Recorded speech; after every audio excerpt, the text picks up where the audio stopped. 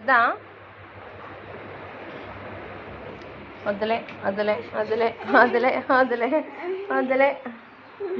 Hi అండి, అందరివి పండగ పనులు అయితే అయిపోయాయా? ఇది సండే ఈవినింగ్ టైం అండి. ఇంకా మార్నింగ్ టైం బందోబస్తు డ్యూటీకి వెళ్ళిపోయారు. ఇంకా తీసుకురావడం కుదరలేదు అని చెప్పాను కదా. అయితే ఇంకా ఈవినింగ్ వచ్చేటప్పుడు అయితే తీసుకొచ్చారు, చికెన్ తీసుకొచ్చారు. ఇంకా చికెన్తో ఏం చేయమంటారు, కర్రీయా, పులుసా, ఫ్రైయా ఏంటి అంటే మా వాళ్ళు సింపుల్గా చికెన్ పకోడీ చేసామన్నారు.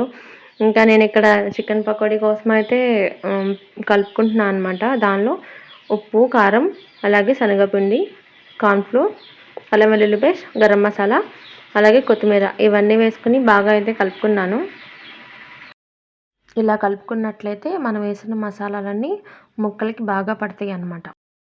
ఇలా కలిపేసుకుని మూత పెట్టేసుకున్నాను. దీన్ని ఒక అరగంట అయితే ఉంచుకున్నాను. ఎందుకంటే మనకి టైం లేదనమాట.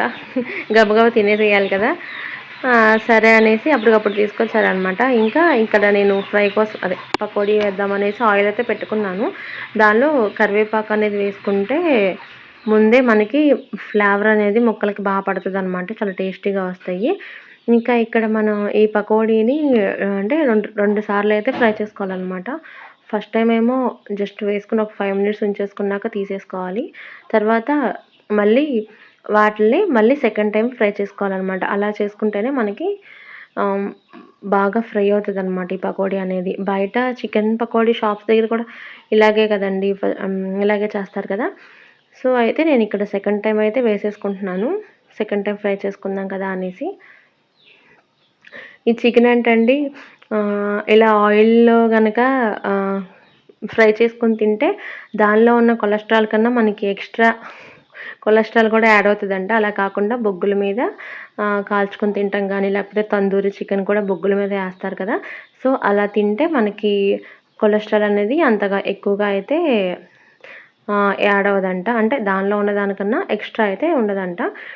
ఇక్కడ నేనైతే ఇంకా అవి వేగిపోయినాయి కదా. నేనైతే ఇక్కడ ఒక గిన్నెలోకి అయితే తీసేసుకుంటున్నాను.